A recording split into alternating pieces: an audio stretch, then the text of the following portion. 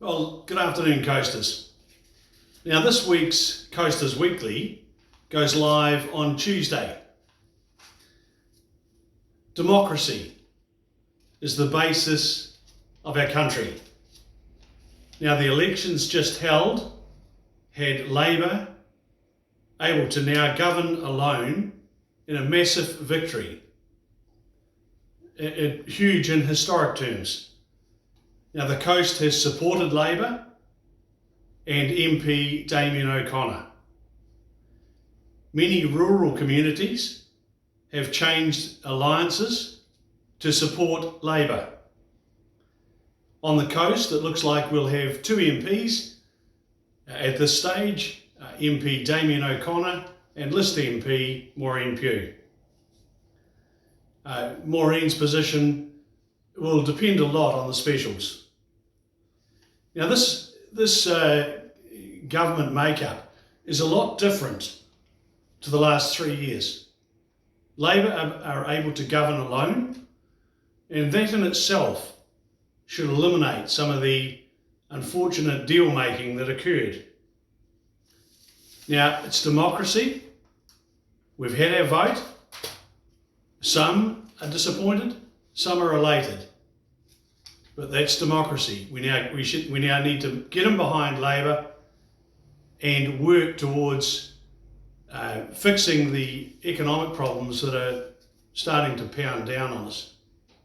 So that's my message today, folks. We've had our vote. Let's get on with it.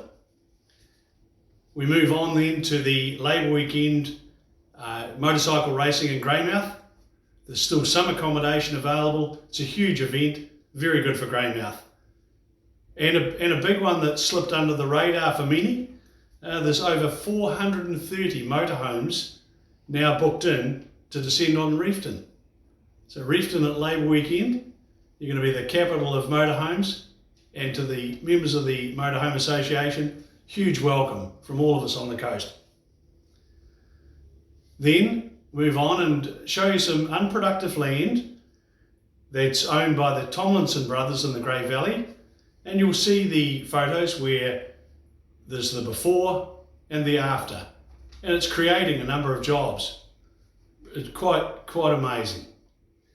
This week's artists are Ian Dalzell and Sue Pigeon from Kotaku Pottery at Lake Brunner. Have a look, you'll be really impressed. Mark Raffles gives us the weekly poem, and this week it's about the Sumner Surf Club. It's an interesting wee one. Now, Williams Hotel Group and Aratuna Freighters both have a wee story this week, and well worth following. And the Coasters Pass is at Huranui Jacks. Now, that's just out of Hokitika. It's about 12k out. It's right on the West Coast Wilderness Cycle Trail.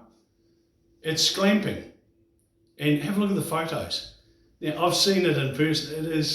It's just brilliant. You couldn't get a better place to stay when you're riding the West Coast Wilderness Trail. Our two coast characters from the past this week are Les Wright, who's now deceased, and he talks about the Great Coast Road. He was one of our best historians, and he passed away unexpectedly. Jackie Gurdon interviews Anne Hall on the history of Okarito back in 2011. Now, Anne was a big part of the community down there, and have a listen. The two top posts for the Coasters Club this week.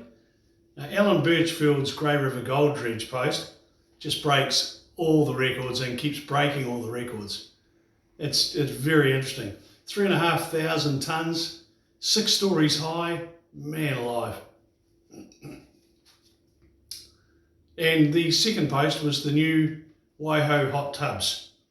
Now, that post has had some amazing coverage, and it's a deal where Adam at Bella Vista and Friends put up accommodation and the use of these new Waiho hot tubs, which have just been opened, and gosh, the response has been outstanding. And finally, the Chat by the Fire. The Chat by the Fire this week is all about the historic South Westland homestead and farm to be sold for the first time in over 150 years. It's the Ferguson farm. Go through Ferguson's bush and it's there. Of real interest is the 68 hectare block. It's a support block at the present time, and it's in the Mikanui River Valley, and it covers what is probably one of New Zealand's largest alluvial gold reserves. I'm going to watch that with interest. Well, there we go, folks. We're Coasters Weekly comes out 5 o'clock on Tuesday, and have a great week, and we'll keep in contact.